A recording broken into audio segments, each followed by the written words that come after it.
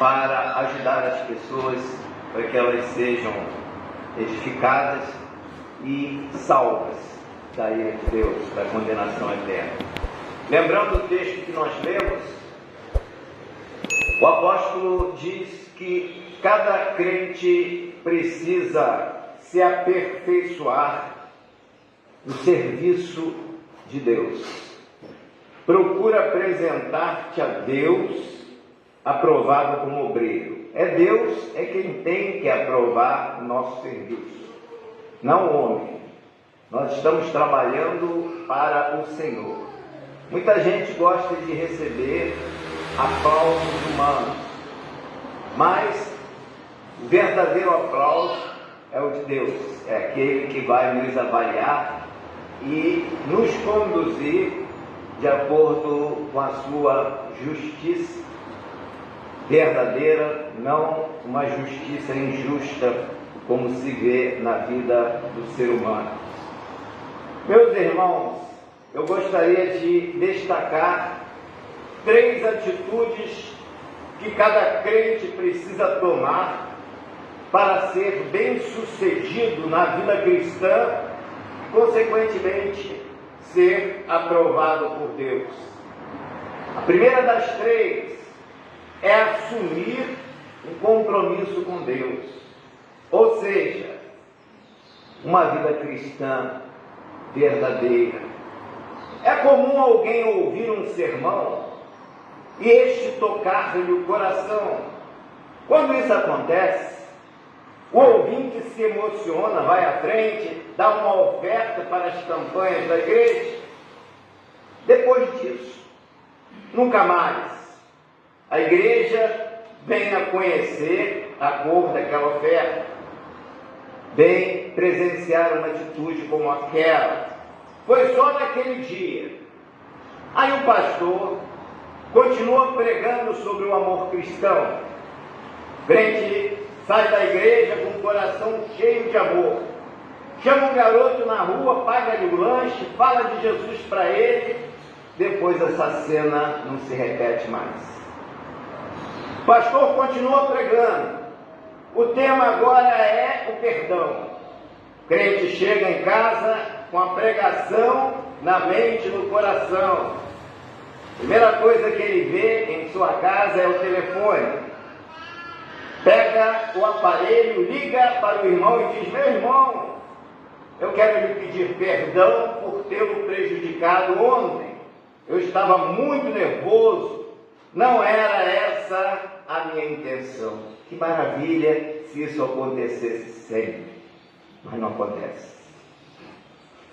Que humildade, que bênção de irmão. Pena que foi só enquanto estava emocionado pelo sermão que ouviu do pastor. Depois nunca mais essa atitude veio a repetir-se. Irmãos, quero lembrar-lhes que o Evangelho é todo dia, é para ser praticado a todo momento. Cada dia um pouco mais e cada dia também um pouco melhor. Deus prefere aquele que quase consegue hoje, fica mais próximo de conseguir amanhã. E depois de amanhã consegue para nunca mais deixar de praticar a verdadeira vida cristã. Quem é esporádico na vida cristã demonstra inconsistência como cristão e até falta de uma genuína conversão.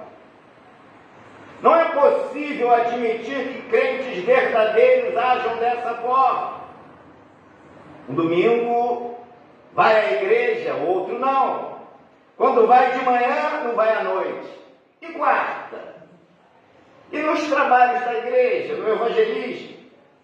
Será que 1h30 de culto durante a semana bastam para abastecer o crente de todo instante, durante todos os dias da semana, sendo bombardeado por informações materiais, carnais, que enfraquecem a vida espiritual? do crente, bombardeado pelos apelos da carne e as investidas do príncipe deste mundo. Quem não sente falta da igreja e da comunhão com os irmãos se satisfaz com os apelos do mundo.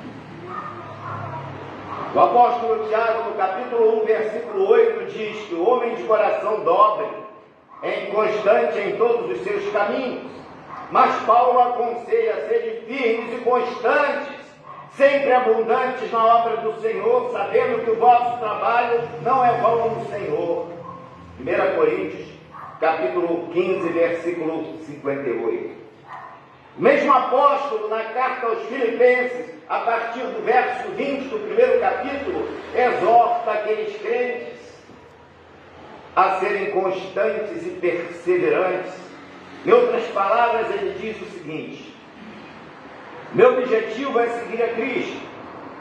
Não há nada, nenhum prazer, o maior prazer do que isso, essa prática de servir ao Senhor. Seguir a Cristo é o meu compromisso. Atrás eu não volto mais. Ele está querendo dizer: eu preciso ter consistência naquilo que eu estou fazendo. Crente fiel não pode entregar o dízimo hoje e deixar de fazê-lo amanhã. Continue contribuindo. Não pode ir ao trabalho de evangelismo agora e depois não ir mais. Continue indo. É bênção para as pessoas. É bênção para você também. Pague o preço do cálice da salvação.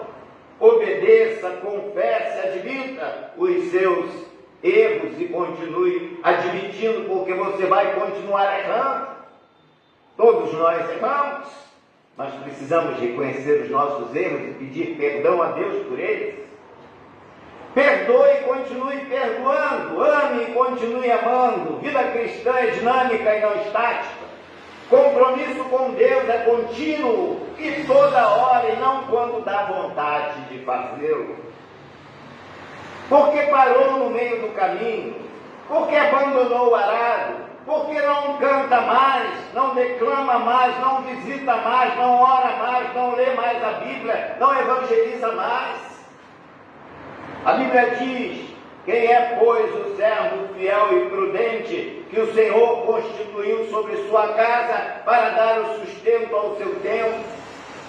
Bem-aventurado aquele servo que o Senhor, quando vier, achar servindo assim.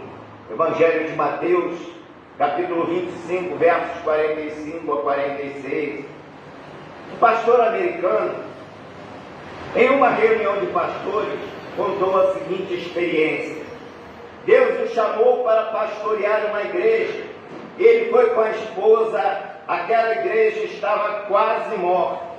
Ninguém vinha ao culto. E ele ia de casa em casa convidando as pessoas, e todas elas diziam que iam e não apareciam. O pastor ia para o culto, cantava, a mulher dele orava, ele pregava o sermão para ele e para a mulher, e encerrava o culto. De segunda a sábado, ele ia de casa em casa. E quando chegava o domingo, as pessoas não vinham. Só tinha a mulher dele.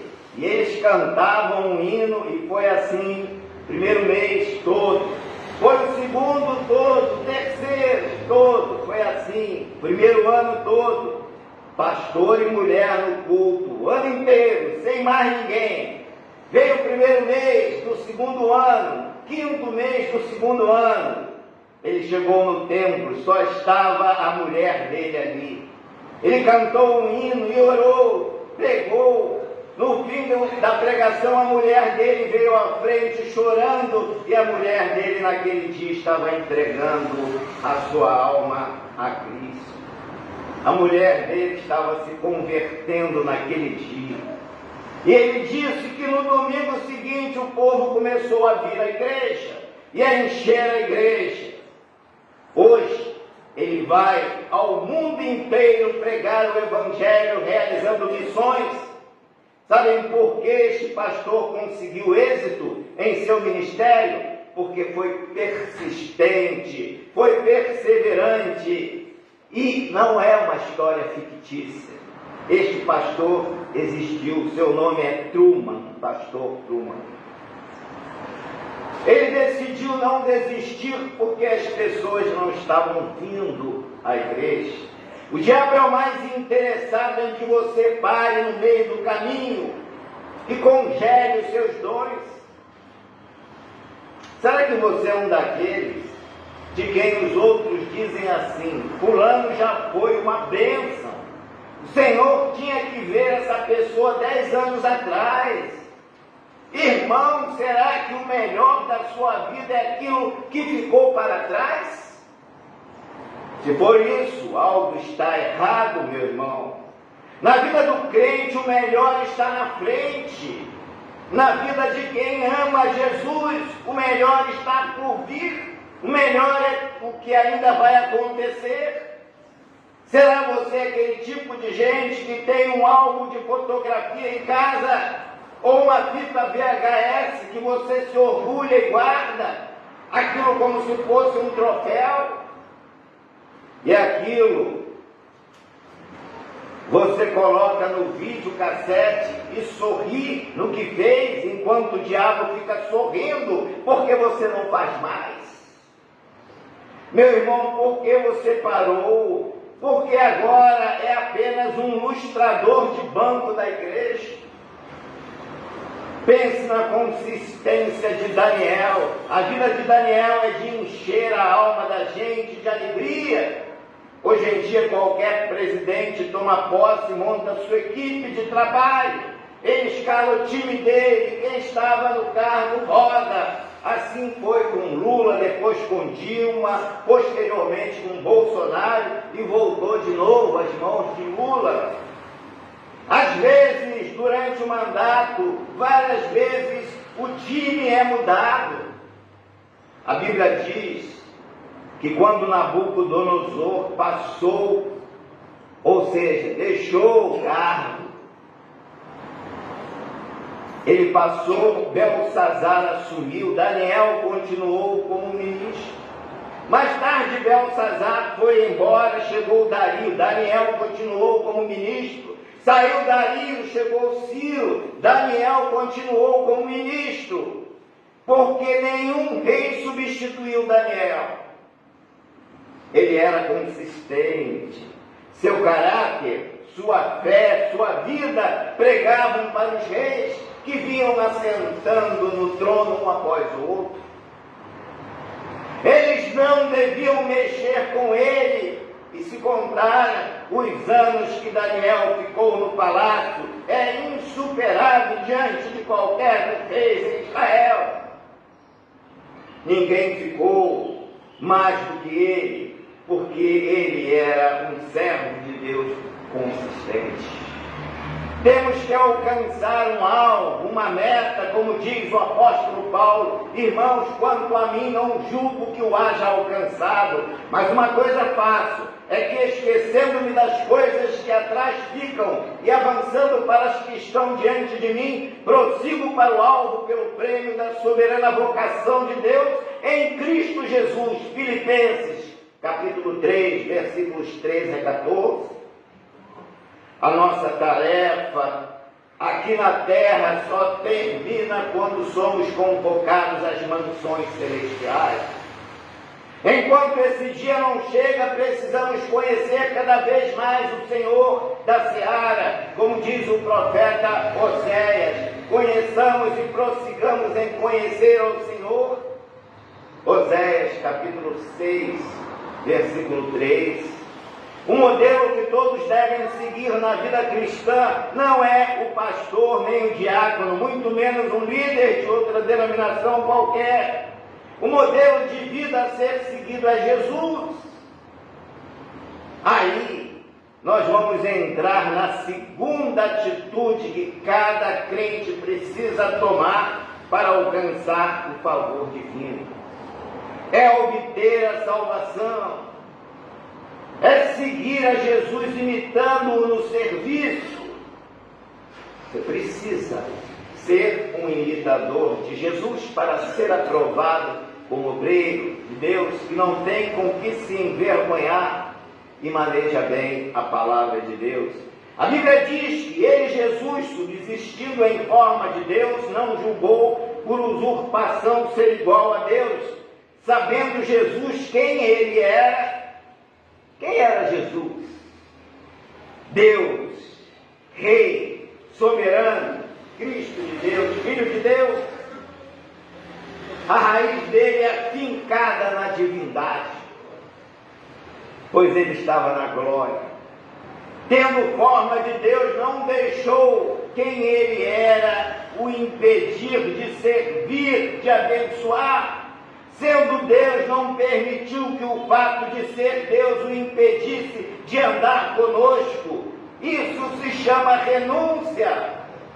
Antes tinha forma de Deus, agora tem a forma de homem. Antes vivia como Senhor no céu, agora como servo na terra. Antes não sentia dor, nem era desprezado por ninguém, ao contrário, era honrado e exaltado por todo o universo. Depois, o profeta Isaías descreve: não tinha parecer nem formosura, e olhando nós para ele, nenhuma beleza víamos para que o desejássemos. Era desprezado, mas indigno entre os homens, homem de dores e experimentado nos trabalhos, e como um de quem os homens escondiam o rosto, era desprezado, e não fizemos dele caso algum. Verdadeiramente ele tomou sobre si as nossas enfermidades, e as nossas dores levou sobre si, e nós o reputávamos por aflito, ferido de Deus e oprimido. Isaías capítulo 53, versos 2 a 4. Estava na glória de Deus, desfrutando de tudo que é bom e melhor, e desceu a este mundo para sofrer por nós. Isso se chama renúncia. Jesus renunciou ao bem-estar próprio por amor de mim e de você. Infelizmente, há crentes que não renunciam ao que gostam para estar na escola dominical e nos demais trabalhos da igreja. Não renunciam ao dinheiro, sendo negligentes nas ofertas, dízimos e contribuições da igreja. Não renunciam ao tempo, usam-no mais para os interesses particulares do que para os interesses de Deus, para os lazeres, para os prazeres que o mundo oferece, e deixa Deus em segundo plano. Não renunciam aos familiares, priorizam estes em detrimento ao reino de Deus. Enfim, não renunciam ao seu próprio eu, e dizem com as suas atitudes: não mais Cristo, mas eu vivo em mim. Falta renúncia, falta servidão nas igrejas. Eu tenho que servir, eu preciso servir, eu tenho que imitar o meu mestre. O apóstolo Paulo escreveu o seguinte aos Coríntios: porque se anuncio o Evangelho, não tenho de que me gloriar, pois me é imposta esta obrigação, e ai de mim se não anunciar o Evangelho. 1 Coríntios, capítulo 9, versículo 16.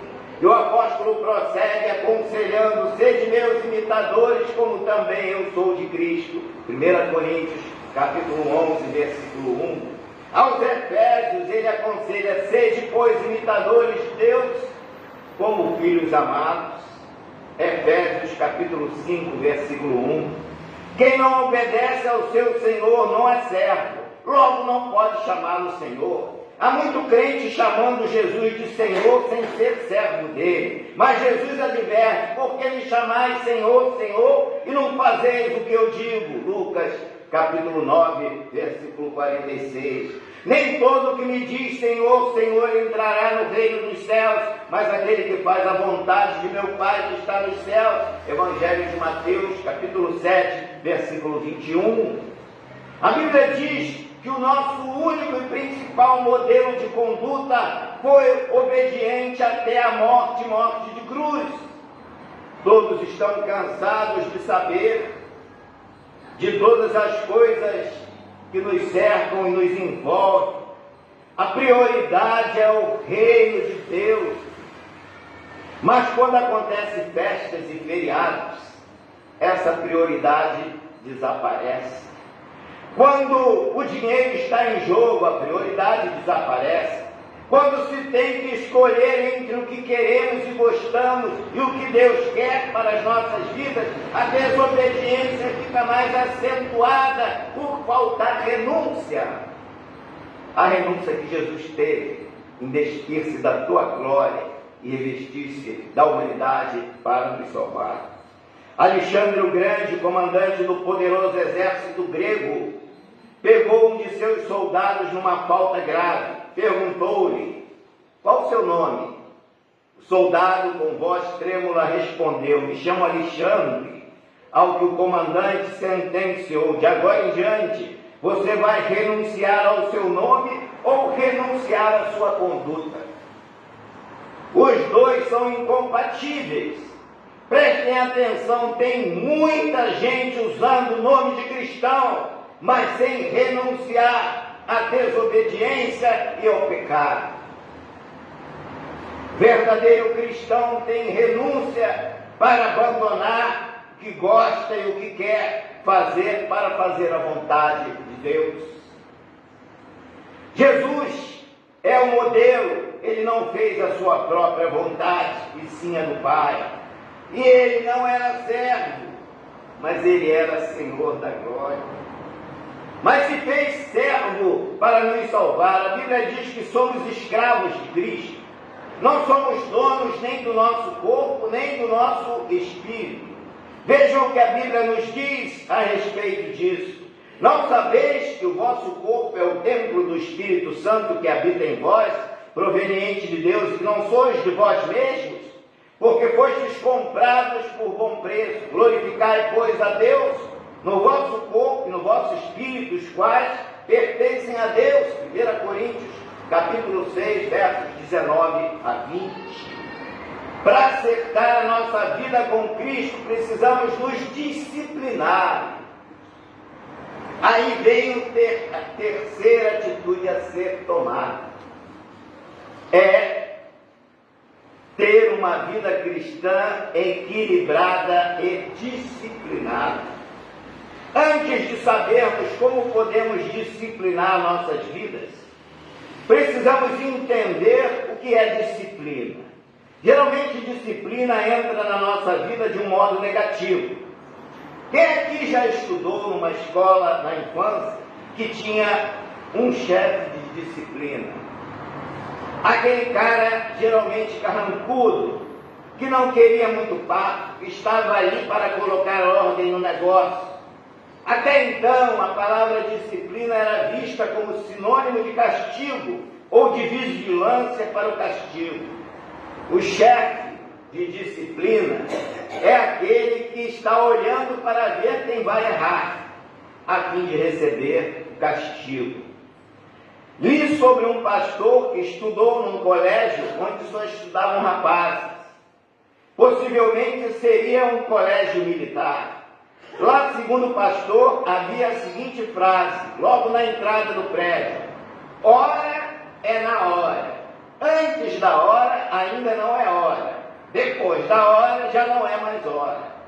Às 7 horas, os alunos tinham que chegar. 7h01 já não era mais hora. Quem chegasse às 7h01 levava um documento para casa e os dois responsáveis, pai e mãe, tinham que assinar o documento. E o aluno só entrava no dia seguinte com este documento assinado. Outro detalhe, não adiantava chegar faltando 10 minutos para as 7, porque estava tudo trancado e ninguém aparecia para receber você. Quando alguém reclamava na portaria para abrir o portão porque o sol estava quente ou estava chovendo, o porteiro apontava para a inscrição que dizia: antes da hora, ainda não é hora. Que complicação, irmãos! Já ouviram falar em horário batista? Que vergonha, que tristeza, é uma lástima. Os batistas deveriam se envergonhar de usarem esta expressão para tentarem encobertar uma grande falha disciplinar. E a noiva no dia de casamento? tem que chegar atrasada, por quê? Que mau exemplo é este passado por uma noiva cristã na parábola das 10 virgens descrita por Mateus no capítulo 25, versos de 1 a 13. 5 noivas chegaram atrasadas para as bodas e não conseguiram entrar para a festa nupcial, porque o noivo fechou a porta. Quantos crentes estão indisciplinados, como aquelas 5 virgens imprudentes, despreparadas para o encontro com Deus? A mensagem estridente do profeta Amós ressoa nos nossos ouvidos nos dias atuais. Prepara-te, ó Israel, para encontrares com teu Deus. Amós capítulo 4, versículo 12. É bom esclarecer que disciplina é muito mais do que vigilância. A palavra disciplina não tem nada a ver com alguém nos olhando. Disciplina tem a ver com a minha própria vida, eu mesmo me olhando. Disciplina tem a ver com os cuidados que eu tenho de ver com a minha vida. Disciplina não tem nada a ver com o cuidado que eu tenho de ver com a vida do outro. Por isso, não faz sentido o chefe de disciplina, porque ele não vai chefiar nada, porque ou eu tenho disciplina ou eu não tenho disciplina. Ele só vai anotar o erro, nada mais, e vai providenciar o castigo, evidentemente. Quem é o seu chefe de disciplina na sua vida? Você mesmo. É você que precisa ter disciplina. Normalmente nas igrejas de Batista existe uma comissão de disciplina. Acontece que todos os membros dessa comissão precisam ser disciplinados, senão não funciona. David Jeremias escreveu uma definição simples de disciplina. Ele diz assim: disciplina se resume em 4 sentenças. Então vamos conhecer as 4 sentenças que resumem a disciplina. Primeiro, faça o que precisa ser feito. Essa é a primeira sentença. A segunda sentença: faça o que precisa ser feito em hora certa, ou seja, em hora que isto precisa ser feito. Terceira sentença: faça da melhor maneira possível o que tem que ser feito. Quarta sentença: faça do mesmo jeito sempre. Isso é disciplina. Você tem de fazer, você tem de saber a hora que tem de fazer, você tem de imprimir qualidade no que você vai fazer, você tem de fazer sempre. Continuar fazendo na hora certa, na qualidade certa. Isso é ser disciplinado. Na disciplina, eu descubro o que Deus quer de mim para este tempo. A Bíblia diz o que tenho que fazer, faça o que tem que ser feito dentro da hora que precisa ser feito. Por exemplo, eu venho para o culto de domingo e chego às 10 horas. Eu não estou fazendo o que precisa ser feito, no horário que tem que ser feito, porque o culto começa com a escola bíblica dominical às 9. Eu chego às 10. É a mesma coisa que o salva-vidas, que mergulhou de maneira maravilhosa, nadou de maneira estupenda, só que ele mergulhou 20 minutos depois que a pessoa tinha morrido afogada. Não adianta fazer as coisas depois da hora. Tem que ser feito aquilo de acordo com o tempo necessário, especificado para aquilo ser realizado, na hora que precisa ser feito. Disciplina é isso. É acordar mais cedo, é chegar às 9 horas para a escola dominical, é chegar às 19 horas para o culto da noite, é chegar às 19h30 para o estudo de quarta-feira, ou às 18h30 para a reunião de oração. Disciplina é não marcar outros compromissos nos horários que você já está comprometido com Deus. Além de se fazer o que tem de ser feito, é preciso fazê-lo da melhor forma possível, ou seja, qualidade no serviço. Se você vai cantar, tem que se preparar para cantar da melhor maneira possível. Se você vai pregar, você tem que preparar a mensagem, não é chegar aqui, abrir a Bíblia e sair pregando. O Espírito Santo vai agir naquilo que você fez, se preparou. Para evangelizar, você tem que se preparar antes para saber o que você pode enfrentar naquele ato de evangelização. Tudo isso faz parte da qualidade do serviço. Em Eclesiastes capítulo 9, versículo 10 está escrito: tudo quanto te vier a mão para fazer, fazei-o com todas as tuas forças, porque na sepultura para onde tu vais não há obra, nem indústria, nem ciência, nem sabedoria alguma. A gente deixa de usar os dons, eles ficam enferrujados. E às vezes quando surge a oportunidade, não estou preparado. O crente tem que estar sempre preparado. Ele precisa estar sempre pensando que a qualquer momento ele pode ser solicitado. E ele vai dizer que não está preparado. A mesma coisa que o soldado na guerra, ele vai dizer, não estou preparado para atirar, ele está na guerra. É isso, Deus. Tudo o que fizermos na obra de Deus tem que ser feito com serviço de qualidade. Quem faz a obra sem amor, de qualquer maneira, precisa de disciplina para si próprio. Jeremias, no capítulo 48, versículo 10, diz o seguinte: maldito é aquele que fizer a obra do Senhor fraudulentamente, com engano, sem preparo algum. A vida cristã só é boa para quem a leva a sério. Alguns estão na igreja, mas não estão na igreja. Um jovem estava se balançando durante o cântico do coral. O pastor percebeu que o ritmo do jovem era bem mais acelerado do que a música do coral. Ao aproximar-se por trás dele, percebeu que havia um fiozinho saindo de dentro da roupa do rapaz e ia parar no seu ouvido. E ele se balançando. Com habilidade, o pastor desconectou o fio do aparelhinho e o jovem levou um susto. Ele estava na igreja, mas não estava. Tem gente que está na igreja pensando nas contas que tem que pagar na segunda-feira, nas compras que precisa fazer no mercado, no médico que tem que ir para a consulta, totalmente longe do culto alheio. A hora que começa o culto, o que você tem a fazer?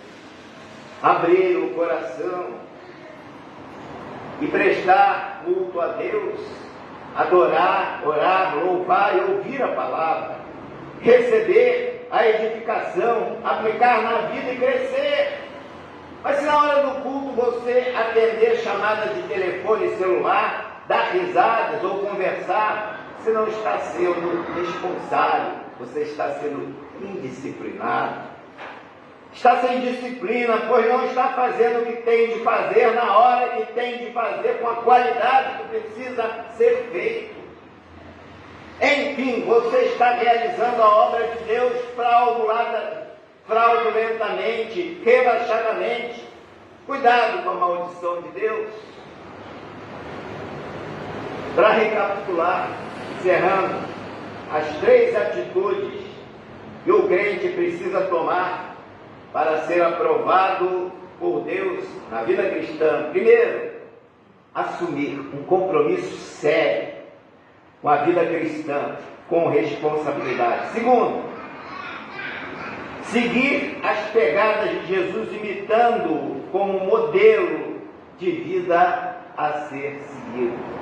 Terceira atitude, para ser aprovado como obreiro diante de Deus, você tem que ter uma vida disciplinada, de acordo com a palavra de Deus. Quem tomar essas 3 atitudes e alimentá-las com a palavra de Deus, uma oração e serviço, Certamente ouvirá do Senhor naquele dia: bem está servo bom e fiel.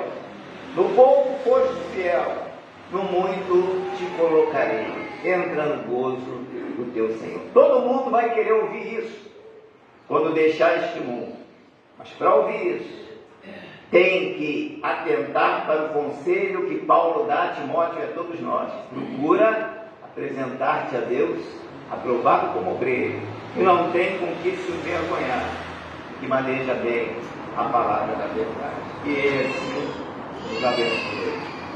Amém.